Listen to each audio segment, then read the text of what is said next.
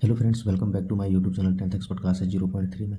तो चलिए हम लोग आज का सेशन स्टार्ट करते हैं। और आज का सेशन में जो हम लोग पढ़ने वाले हैं वो आपका हो गया रासायनिक अभिक्रिया जो है, चाहे पहला चैप्टर आप लोगों का। ठीक है, मैंने धातु और अधातु जो है आप लोगों को कंप्लीट करा दिया है, लेकिन इसमें जो है आप लोगों का कुछ क्वेश्चन छूटा हुआ था जिसमें आप लोगों को हम नहीं कराए थे, क्योंकि उसमें जो नोट्स में था उसमें थोड़ा अटपटा दिया हुआ था। ठीक है, तो हम सोचे इसको क्यों ना हम खुद से बना के आप लोगों को प्रोवाइड कर दें, तो वही हम आज कर रहे हैं। तो आप लोग देख सकते हैं इसमें ऑब्जेक्टिव जितना भी पीछे है उसको हम उसी से बता देंगे। ठीक है, और उसमें हम तो वैसे भी ऑब्जेक्टिव सब सॉल्व करके भी दिखाते हैं, तो ऑब्जेक्टिव तो हो जाएगा। रही बात सब्जेक्टिव की, तो हम लोग 9 नंबर 10 नंबर 11 नंबर ये सब जो छूटा हुआ था ये सब हम लोग कर लेते हैं। ठीक है, उसके बाद एक एक क्वेश्चन करके कर लेंगे हम लोग, उसके बाद फिर आगे बढ़ेंगे, क्योंकि धातु और अधातु को मैंने कंप्लीट पढ़ा दिया। ठीक है, उसमें भी देख लेंगे, यदि कुछ छूटा हुआ रहेगा तो फिर हम उसको भी बता देंगे अलग से। तो अभी जो हम लोग क्वेश्चन जो शुरू करेंगे उसमें देखिए आप क्वेश्चन नंबर 9 क्या है। तो पहला है कि ऊष्मा क्षेपी एवं ऊष्मा शोषी अभिक्रिया का क्या अर्थ है। ठीक है, इसमें दिया है कि ऊष्मा क्षेपी अभिक्रिया। सबसे पहले आप इसको समझिए कि ऊष्मा क्षेपी अभिक्रिया होता क्या है। ठीक है, तो ऊष्मा क्षेपी अभिक्रिया में जिसमें ऊष्मा उत्पन्न होती है उसे ही हम लोग ऊष्मा क्षेपी अभिक्रिया कहते हैं। और ऊष्मा शोषी होती है, आप जैसे बोलते हैं कि दिया को हम जलाए, दिया बुझ गया, अब मतलब वह नहीं जल रहा है, तो जब दिया बुझ जाता है उस स्थिति को हम लोग क्या कहते हैं, ऊष्मा शोषी अभिक्रिया कहते हैं। ठीक है, तो हम लोग इसका डेफिनेशन देखते हैं। डेफिनेशन के माध्यम से इसको आप लोगों को क्लियर भी हो जाएगा कि क्या है नहीं है, और फिर समझ में आ जाएगा। ठीक है, तो हम इसका डेफिनेशन आप लोगों को पहले लिख देते हैं। जैसे अब रासायनिक की बात कर रहे हैं, तो जिस रासायनिक अभिक्रिया में उत्पाद, ठीक है, उत्पाद के साथ साथ ऊष्मा भी उत्पन्न होती है, ऊष्मा भी उत्पन्न होती है, उसे हम लोग ऊष्मा क्षेपी अभिक्रिया कहते हैं। ये आगे भी लिख दें या फिर इतना ही लिखें आप लोग, उसके बाद आप लोग लगा लीजिएगा कि हाँ इसे ही ऊष्मा क्षेपी अभिक्रिया कहते हैं। जिस रासायनिक अभिक्रिया में उत्पाद के साथ साथ ऊष्मा भी उत्पन्न होती है उसे ऊष्मा क्षेपी अभिक्रिया कहते हैं। ठीक है, कितना आसान डेफिनेशन है इसमें, कोई झंझट वाली बात नहीं है इसमें, इजी से आप लोगों को समझ में भी आएगा कि किस तरह होगा। ठीक है, तो ये हो गया आपका ऊष्मा क्षेपी अभिक्रिया। यदि आप उदाहरण भी इसमें लेना चाहें तो आप उदाहरण भी इसमें ले सकते हैं।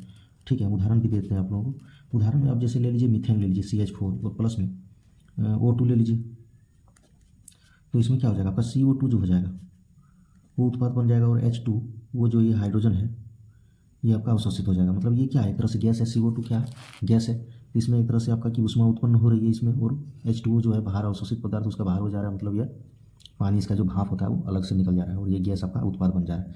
उसी को क्या हम लोग कहते हैं, ऊष्मा क्षेपी अभिक्रिया, जिसमें ऊष्मा उत्पन्न होती है। गैस भी एक तरह से क्या होता है, ऊष्मा उत्पन्न करती है। ठीक है, ये हो गया आपका ऊष्मा क्षेपी। और ऊष्मा शोषी क्या होता है, ऊष्मा शोषी अभिक्रिया। देखिए इसमें कॉपी में आप लोगों को लिख के बता रहे हैं, इसका मतलब आप लोगों को इसे ऐसे नहीं समझना है इसको कि जो क्या है इसमें बताया। हम लोग डिजिटल वाला बहुत भी चल रहा है वीडियो, उसको देख लेंगे। ठीक है, तो देखिए डिजिटल ही होता है। ठीक है, हम लोग ये सब जो होता है खुद से आप लोगों को नोट्स बना के प्रोवाइड कराते हैं, और डिजिटल वाला इस तरह का माध्यम नहीं होता है, उसमें वह किताबी भाषा ले लेता है, उसको बता दिया जाता है। ठीक है, हम लोग इसमें खुद से मेहनत करके आप लोगों को नोट्स बना के देते हैं ताकि आपको समझ में आए। अब देखिए इसमें ऊष्मा शोषी अभिक्रिया क्या है। इसमें ऊष्मा उत्पन्न होती है, इसमें ऊष्मा अवशोषित हो जाती है। मतलब वह ऊष्मा अवशोषित हो जाने का मतलब क्या होता है कि ऊष्मा उसमें नहीं रहता है, ऊष्मा बाहर हो जाता है। कैसे होता है देखिए इसमें, तो उसमें जैसे जिस रासायनिक अभिक्रिया में लिखी उसमें भी सेम इसमें भी वही लिखेंगे। जिस रासायनिक अभिक्रिया में, इतना तो इसमें लिख दी, इसमें कोई दिक्कत होगा नहीं आप लोगों को। ठीक है, उसमें भी उतना लिखे थे। ऊष्मा, इसमें क्या लिखना है, ऊष्मा अवशोषित होती है। एक बार आप लोग सिर्फ इसको पढ़ लीजिए, दिमाग में आपका फिट हो जाएगा, फिर आपको देखने की जरूरत नहीं है। ठीक, ऊष्मा अवशोषित हो जाती है या होती है, हो जाती है, क्योंकि हो जाती है इसमें, तो ऊष्मा अवशोषित हो जाती है, उसे क्या कहते हैं हम लोग, उसे ऊष्मा शोषी अभिक्रिया कहते हैं। बस इतना सा ही डेफिनेशन है। ठीक है, बताइए आप लोगों को कैसा लगा होगा कि बहुत ईजी है। और आप लोगों का इससे 3 नंबर 5 नंबर का जो भी होगा, 3 नंबर से मैं पूछता है इसमें 3 अंक आपका इजीली आ जाएगा यदि आपको पूछा है तो। ठीक है, बस इतना ही था आपका। इसमें भी आपको यदि एग्जाम्पल लेना है तो आप एग्जाम्पल इसमें ले सकते हैं। उदाहरण आपको देते हैं, जैसे 2AgBr, इसको हम लोग कहते हैं सिल्वर ब्रोमाइड। तो Ag इसमें अलग हो जाएगा, और उसमें ब्रोमाइड जो है ये अलग हो जाएगा। ठीक है, इसमें भी 2 लगा दीजिए, इसमें भी 2 लगा दीजिए, 2Ag 2Br इसमें भी है। तो ये आपका इस तरह करके ऊष्मा क्षेपी अभिक्रिया और ऊष्मा शोषी अभिक्रिया हुआ। उसके बाद क्या दिया इसमें, क्वेश्चन नंबर 10 में दिया आपका कि ऊष्मा श्वसन को ऊष्माक्षेपी अभिक्रिया क्यों कहते हैं। ये आपका क्वेश्चन है, श्वसन को ऊष्माक्षेपी अभिक्रिया क्यों कहते हैं। इसको भी थोड़ा हम लोग देख लेते हैं।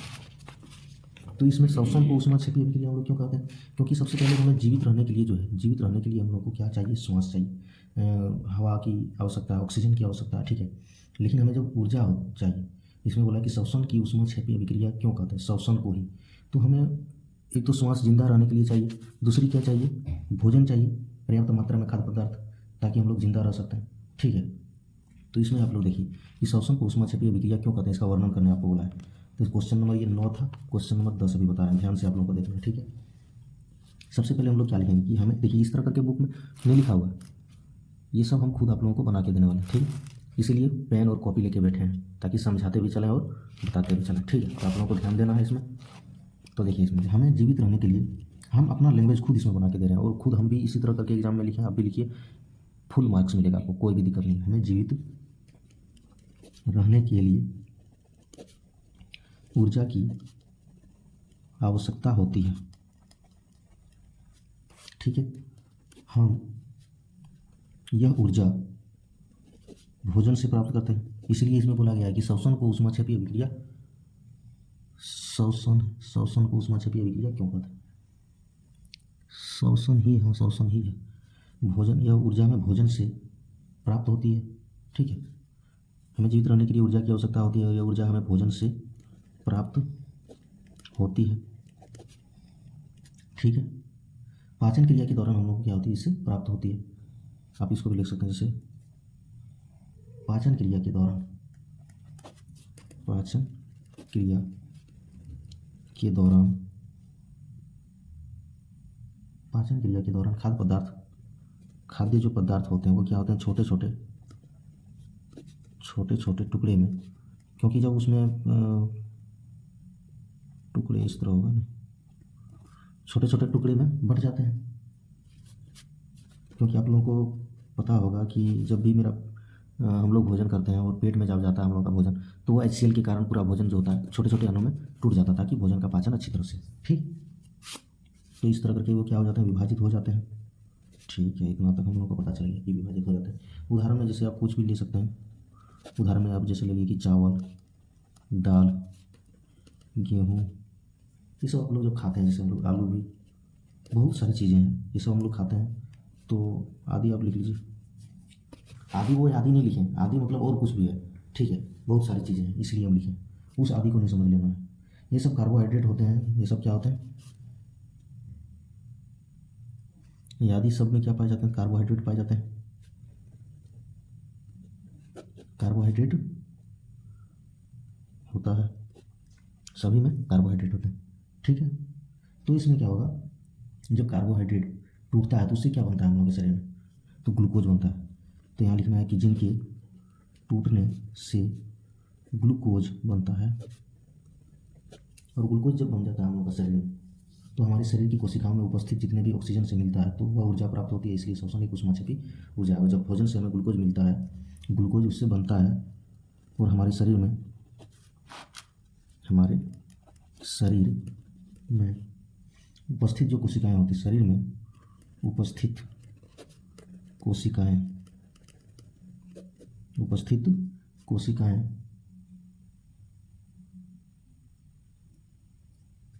हमारे शरीर की कोशिकाओं से उपस्थित, हमारे शरीर की कोशिकाओं में उपस्थित जो होती है ऑक्सीजन, उपस्थित क्या होती है, तो ऑक्सीजन उससे हमें मिलता है, ठीक है। यहाँ तक इसमें हो गया, कोशिका में उपस्थित ऑक्सीजन से मिलता है, यह इतना आपका होगा, ठीक। तो इसे हम लोग, इससे जो होती है हमें क्या मिलती है, ऊर्जा मिलती है, और इससे हमें क्या मिलती है,